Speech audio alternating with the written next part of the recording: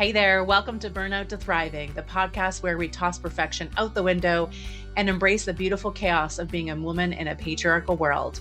I'm Cecilia Mannella, your therapist and coach, who's here to help you go from burnt out, stressed, and overwhelmed to empowered and thriving, all without pretending life isn't messy. Each week, we'll chat about the ups, the downs, the real moments of redefining success on your own terms. This is your permission slip to ditch the pressure of perfection. So grab your favorite drink, coffee, tea, water, or maybe a little bit of wine, and join me for honest conversations about what it really means to thrive in this real messy world. Are you ready? Let's do it.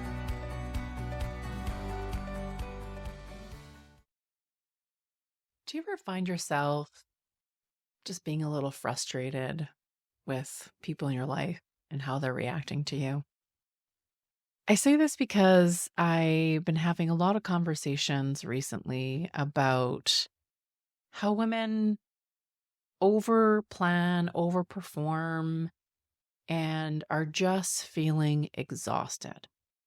And then there's this frustration with all the people in their life that they're caring for and how they are not performing maybe at the level that you want them to. Today's episode is all about how you're showing up in your life and how you're training people in your life to show up for you. So I'm glad you're here because I think this is a very valuable conversation.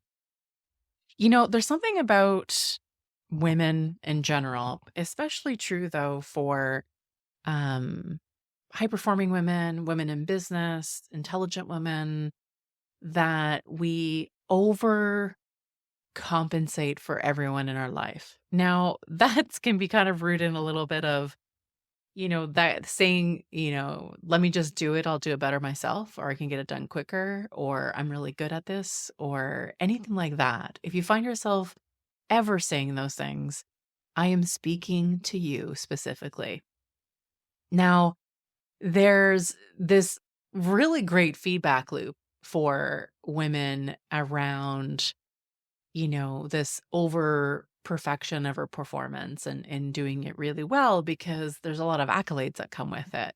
We get a lot of positive feedback on how amazing we are and how quick we can do things and how gifted we are and all these things. And I'm sure you have your own stories of the feedback that you've received around positive affirmation of your overperformance. And the interesting thing is that we rarely stop and think about how our society really depends on that. It really depends on women's overperformance. Now, what do I mean by that? What I mean is that, last week I talked about the emotional labor and the emotional load that women usually are carrying. And it's this massive weight that we're not really aware of and that we don't spend a lot of time thinking about. And it's this invisible expectation, and yet we all do it. But to expand on that, it means that we are also called to overperform, overmanage, and carry everything with us. And it's not just managing everyone else's schedule, but it's also taking on everything and not allowing other people to take some responsibility. Now, our society and culture really depends on that. It depends on the unpaid work of women, and it benefits from the unpaid work of women, and we are punished if we're not doing it, as in things fall apart. I was having this interesting conversation the other day with a coaching client around, how, she was super frustrated with her team in many ways. And there was this expectation that she wanted them to perform at a higher level. And on the same hand, she was doing all of the tasks because she didn't quite believe that her team members could perform at the level that she wanted. So it's this weird, confusing feedback loop in that I want you to perform task A, B, and C. And yet at the same time, I'm going to do the task A, B, and C because you're not performing at the level I wanted to. And that's what it looks like on a team. What it looks like at home is You want your partner to do the dishes, and yet you continue to do the dishes. And it's the exact same setup. And so there's a lot about women that, in business or in leadership that is replicated in our personal lives. Why? Because we're not robots and we are organic human beings in all parts of our life. So we can't compartmentalize as much as we think we can, but or as much as we'd like to, maybe think that we're different versions of ourselves in our professional life versus our personal life. But the truth is, it's actually not really true. And the things that you struggle with at work or as a leader or in your business is going to be very similar to what you struggle with at home. And in fact, most of the time, we do better in the business world and professional world than we do in our personal lives because I think we just care more about the people in our personal lives. And so we over care and overcompensate in many ways. But it's kind of the same structure, those two scenarios. The one where, I want my team to do more, yet I'm doing all the things, or I want my partner to do more, yet I'm doing all the things. So you see the commonality there that I want something. I want other people to do more, perform better, step up, take some responsibility, take some accountability, yet I'm still doing all the tasks. And the weird setup in that is that we think somehow magically that someone is going to be motivated to take these tasks off our plate just because we're saying something. But the truth is that action matters more. I want you to think about your own life. And when someone says something to you versus doing something, we actually trust actions more. And we actually want more actions because that's what you're asking. You're asking for more action, but your behavior is confusing. If you were to take the words out and just focus on behavior, there's no motivation for anyone to step up if you continue to do the things. So what has to happen here is there has to be a sense of being able to let the ball drop. I talked about that last week in episode 50 about the invisible weight of emotional labor. And I'm going to talk about it again because I think it needs to be reinforced over and over again. Because you cannot ask somebody to step up and do something and yet continue to do the task that you're asking them to do. Because that person benefits from you just doing the task. And I know that it's really hard to think about it because you try to put yourself in that person's position and think, well, if you asked me to do this, I would step in and do it. If my leader told me to do this, then I would do it. But the truth is that you are not that person. And so you are putting your own perspective on someone else, and that's just not going to really work. Here's the thing. The hack in this is to really remember how we treat someone is how they will behave.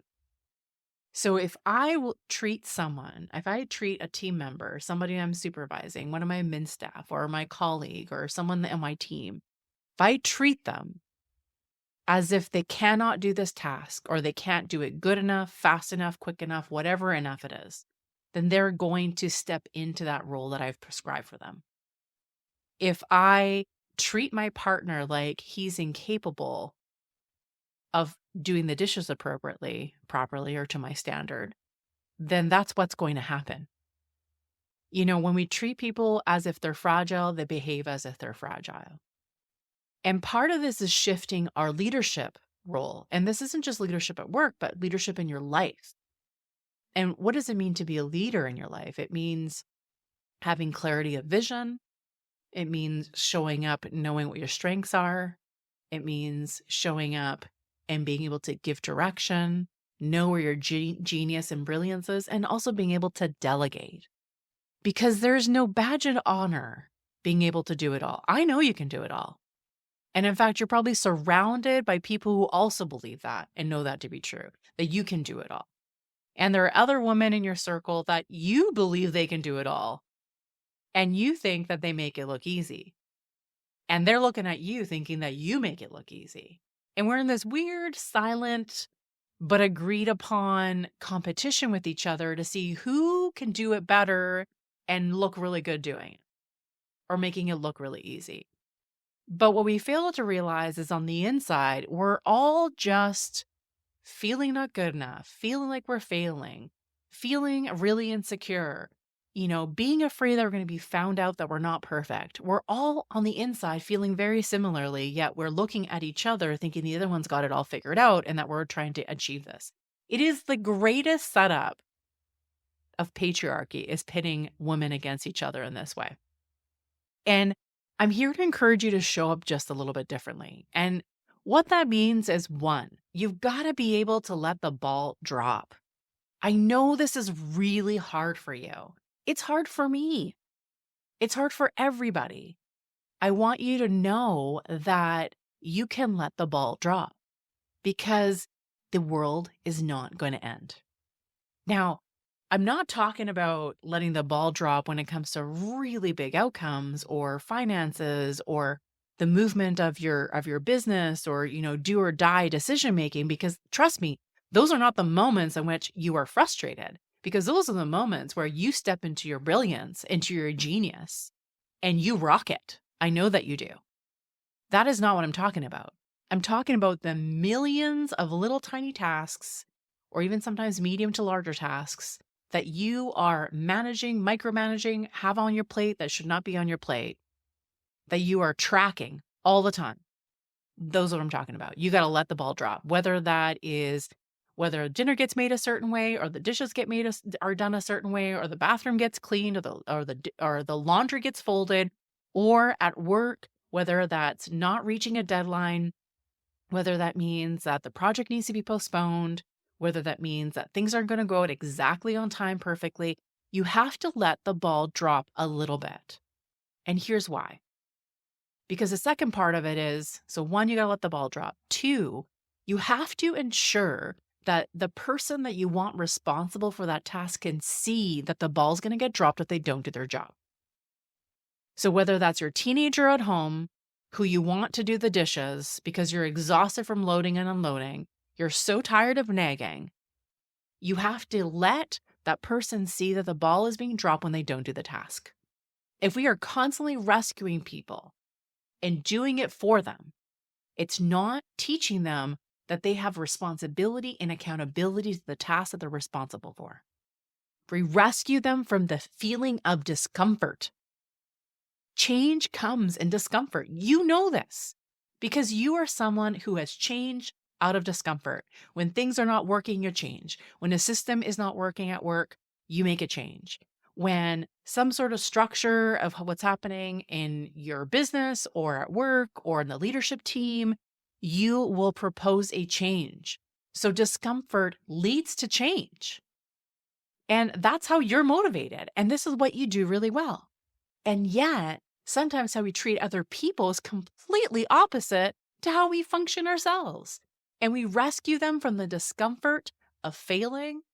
We rescue them from the discomfort of not doing their task, or other people maybe being uncomfortable because of their lack of task management. Whatever it is, we are rescuing that person. So we have to let the ball drop. So there is responsibility and discomfort on the person who's supposed to be responsible. And the third thing is we need to bring attention to it. And this is really hard because sometimes we have to let things go for a long period of time, or what feels like a long period of time. And that's uncomfortable for us because we just want to get it done, because I know I can get this task done. It'll take me less than 2 minutes. And I'm sitting here nagging and nagging and nagging. It's exhausting. And I don't want to nag anymore. So what happens is we have this expectation, and then we don't set up an accountability system. So when the task doesn't get done, we rescue the task and then we just continue to nag. And we carry all of the emotional load of this, the frustration, the anger, the disrespect, the disappointment, all the things that come with it. While the other person is just going on their merry way, perfectly happy and perfectly fine. Because they know that you might be frustrated for a short period of time, but eventually it's going to be fine. You're going to get over it, and it's going to be right back to routine. The last thing to consider, the fourth thing around changing this, is really asking yourself, is this person being rewarded for not doing their task? And I know you may think automatically, no, absolutely not. How could I possibly be rewarding somebody who's not doing the thing that I'm asking them to do? But I really want you to pause and I want you to think about it, because sometimes the reward isn't direct. It's a bit of an indirect reward. So let's say you've got a teenager at home and they're not doing their task. And instead of doing their task, they're playing video games, scrolling on their phone, playing around on TikTok, all the things. So that is a reward, right? I want you to really think about that. If you're asking your partner to help you out and they're not, and you feel like you're micromanaging and you're treating them like they're a child and having to maintain everything for them because you're not willing to let the ball drop a little bit, what is the reward to them? The reward to them is that you're just going to figure it out and they don't have to.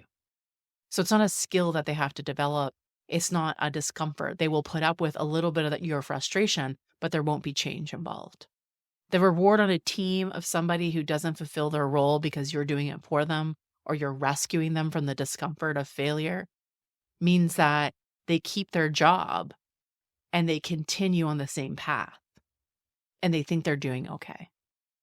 Now, this is really important to think about because you can't do everything all the time and you can't do everything perfectly all the time. And leadership in your life and in business and in work and at home and relationships all across the board is about knowing when to delegate and letting go and allowing other people to feel responsible for what you've delegated to them. If you want people around you to act like adults, then treat them as the adults. The one thing I know about women, and I've heard this for over 16, 17 years of doing this work, is that there's so much love and care and passion and dedication that it's easy to overcare and take over responsibility and to rescue those around us. And it comes from a place of love. It doesn't come from a place of wanting to take all the accolades, but it comes from a place of caring. And that is a beautiful thing. The problem is that when we overcare, when we overdo it, and we're trying to over perfection, is that we're sacrificing ourselves, our wellness, our rest, our peace, our well-being to make up for everybody else around us. And it's kind of enough. Like, I want you to get this place where you can say, I've had enough. I don't want to do it this way anymore. And the one model that really helped me transition in my life was really recognizing if I treat someone as if they can't, they will show up with the I can't mentality. But if I treat someone as if they can, and I actually believe they have the skill set, and I'm willing to let the ball drop to the point where they will then step up at some point and take over the ball, but they have to actually feel the discomfort of it dropping, you will see a huge change in working relationships, relationships in your business potentially, relationships at home and personal life. That's a really important thing because this is how we build confidence in people around us. This is how we build self-esteem and capacity and resilience, is by showing them that they have the ability to be responsible for something. And that when they don't follow through with what they're responsible for, other people feel that impact. But when we rescue them from that feeling that they're accountable to other people around them. We think we're doing something good. We think we're moving the needle forward. We think we're making progress. But all we're doing is enabling this kind of behavior where they're constantly relying on you to do it all. And then you are the one that ends up burnt out. You're the one that's exhausted. You're the one that's had enough. You're the one that is thinking about closing your business, selling your business, or feeling it's not working, or feeling relationships aren't working in your personal life. This transcends all aspects of your life and it shows up everywhere. Trust me. If you audit this, you will see it. So I want you to shift into a place of telling yourself, like coaching yourself through this. I'm going to treat people the way that I have faith in them. And I believe they have the skill set to do it. Whether that is parenting a 5-year-old or how you interact with your partner, or how you show up at work, how you treat your team, and how you show up as a leader. It will be transformative in a way that you probably haven't even realized yet. And some of that comes with your own discomfort because you have to start setting boundaries with yourself. Now, we often talk about boundaries with other people, but let me tell you, the boundaries you set with yourself are probably the most important boundaries you'll ever set. Is holding yourself accountable to the limits you said that you are going to hold yourself to. What you decided you're going to say yes to and no to, and not reneging on them. We are so good at reneging at our own boundaries. It's quite incredible, actually. I see it all the time in my coaching practice and my therapy practice where there's a constant reneging of the boundaries that we set within ourselves. I said I would never do it, and here I'm doing it again. I said I would change this, but here I am doing it again. I said I would this was the last time, and here I am doing it again. We are constantly reneging on these boundaries. And I can tell you from experience, I still do it too. It's not about perfection. It really is about attunement, because you cannot change what you don't recognize. You cannot change or address something that you're not paying attention to. So this is about tuning in to, are you holding your boundaries that you've set for yourself? Are you holding that sacred? Are you ensuring that you're sticking to it? Are you being a really good friend to yourself, basically? And if you're not, then what do you need to do to kind of like bring those boundaries back in and keep yourself reminded of them? And keep a list, write them down. That's usually the easiest thing to do, is to really focus on those. And when you keep the boundaries with yourself, it's a lot easier to keep those boundaries with other people. But trust me that you are going to have to let the ball drop. And that is usually very uncomfortable. So how do you become comfortable with it? Here you go. Here's my tips. Pick a ball to drop that isn't so emergent. Pick something a little bit small. It's going to be uncomfortable, but really in the grand scheme of things, it's not really that big of a deal. It might annoy you, but it's not going to be devastating to you. 2, make it really clear who's responsible for it. Do not be ambiguous, beat around the bush, try to be kind of passive about it, hint at it. No more hinting. Really clear communication. This is your responsibility. I'm no longer doing it. That's it. To the point. Be really clear. Ensure the person who you're talking to isn't distracted, isn't on a device, but is actually giving you eye contact and is listening to what you're saying. So being really clear about who is a delegated task. 3, set really clear expectations around if it does not get done, then what? Okay, so this is about retracting the reward of not doing something, because often there is a continued reward. So I get to continue to watch TV and check out and not do the task, and that's not a big deal. So there needs to be some sort of consequence. There needs to be if the boundary isn't followed through, then what's going to happen? Because there needs to be a sense of discomfort for the other person. And it might feel really rebellious of you to have to set this limit or this consequence, and it might feel kind of silly, but really we function this way. The whole world functions this way. If I don't show up to work, I don't get paid. If I don't put gas in my car, it's going to stop running. If I don't change the oil in my car, my engine is going to seize. If I don't pay my, energy bill, I'm not going to have any energy. I'm not going to have any power. I mean, we all function under, I need to do this or something else will happen. So it's really easy to set these expectations with other people in your life. And then the 4th thing is you got to follow through, because the people that you're going to set these limits with are going to call your bluff.